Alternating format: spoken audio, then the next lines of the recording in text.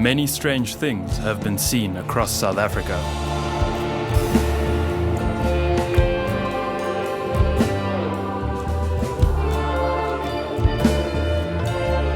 We're two guys on a journey to find the truth.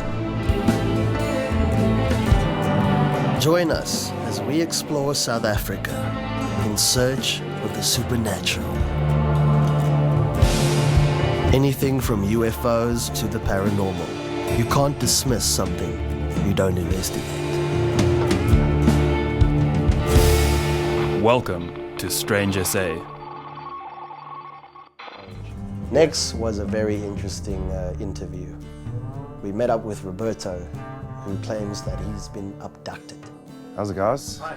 I'm Roberto. How you doing? Hi, Gideon. Good to meet you guys. Nice to meet you too. Okay. You got an interesting story for us. Maybe.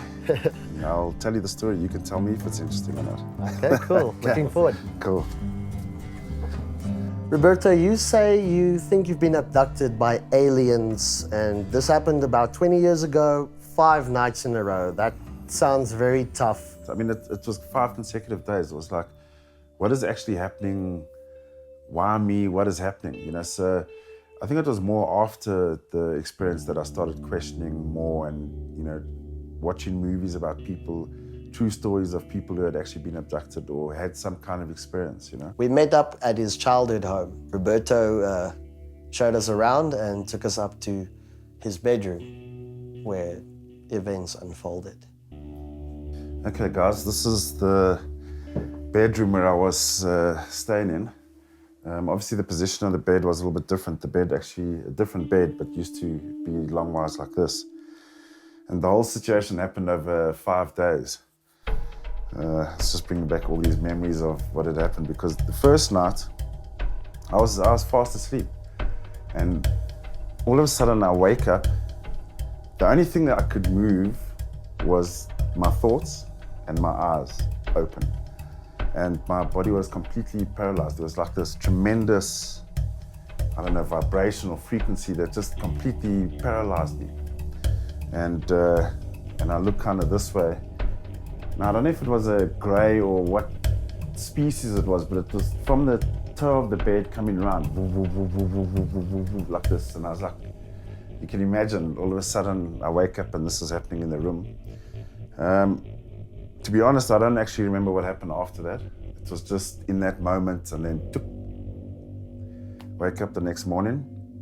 And it was quite strange that it happened like 5 days in a row, because the second night, a similar thing happened, except it was almost like it was already here by me. I woke up, same thing again, completely paralyzed, but coming closer to me on this side, as opposed to there, and there's a tremendous frequency, like and it's like, again, just I mean, the first 2 nights I wouldn't really say that I was abducted. Maybe they were inspecting, if you like, because I was fully aware, although I might have been somewhere else as well afterwards. The third night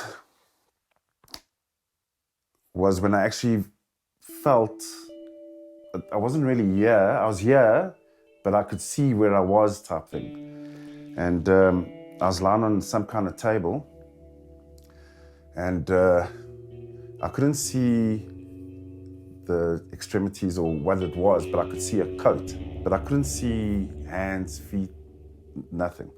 And all the communication was happening thought-wise in the mind, not verbal communication. Because again, I'm like, I don't know what it is, but I was completely paralyzed, right? And I could see a dial, and it was like 4 or 5. And in my head, because I'm quite a cheeky person or very inquisitive or whatever you want to call it, I said, is that all you can do? And the next minute, I don't know, I can't remember seeing a hand or extremity, but the dial went to like 9. And it was extreme, like... Roberto's encounter ranks as a CE3, a close encounter of the third kind, meaning that a being was physically present. Would you say you knew afterwards that it was aliens because of what you experienced, or did you think it could have been something else, and did you go do research to try and figure out? No, I definitely knew it was aliens. It was definitely alien. As you said, you saw the So I UFO. saw even the faces that were around me the first 2 nights, I immediately knew it was alien. And then the 4th night, the part that I can remember properly, and that is I was lying in my bed, but something drew my attention to the corner here. And it wasn't so much the physical corner, but there was like a tunnel. I could see like a tunnel going through there. And there was a typical UFO flying saucer shape with lights underneath. And I was watching, and then I saw this body come down. Boom, boom, boom, boom, boom, boom, boom, boom. And as it dropped, then I was like awake again. As Roberto was going through the story of what happened to him, some of the elements of his story reminded me of something that had happened to myself. When you were telling the story about that intense, pulsating, vibrational sound that you experienced, it brought up something in myself that I experienced a couple of years back on a farm in the Northern Cape, where I woke up in the middle of the night and I was fully paralyzed. I couldn't move my body. And I heard the same, that woof, woof, woof, woof noise. And then I felt my body levitate off the bed. And when I was about halfway up the room, I managed to scream out because I was fighting the paralysis. I was trying, it was terrifying, I didn't want it.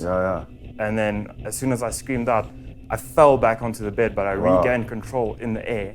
I hit the bed and I sat up again. So when you were telling your story, I was going like, yo, I was freaked out. I was like, Fraser, what the hell? You were abducted too? Well, I mean, I'm glad you say that, because like it's kind of been my own personal experience. And yeah, I've seen non-fiction films and that kind of thing, but when you actually hear from someone now, I mean, that's amazing. But I mean, it's amazing in the sense that you know, but at the time, I know it's quite extreme. The 5th night, I went to sleep and I woke up normally the next morning. Now, why is the 5th night important? Because I woke up, I knew something had happened. I just had that same feeling, not because it had happened, I just had a feeling something had happened. And once I started coming around properly, I could, from the top of my nose here to here, there was a scraping in my nose. And I don't think I picked my nose in the middle of the night, but there was a proper scraping inside, and then below the ridge of my nose, there was a bump. And I didn't have acne at the time, but there was like this bump here. So either they extracted or put in, I don't know. I feel that many abduction stories have similar elements to reports of sleep paralysis. But as someone who suffers from sleep paralysis, I can say that it's not what it is. There's also hypnotic regression therapy that's been shown in research to help people remember more of these abductions. And Roberto thinks that's just something he needs to go do one day. My conviction in regards to the UFO phenomenon remains unchanged after this investigation. If anything, it's been sparked even more. I must say, from Roberto's account and all of a sudden Fraser's account, it doesn't sound like sleep paralysis to me. In both cases, there was a humming noise involved, and they were very confused as to what was happening. To sum it all up, I'd just like to leave you with this.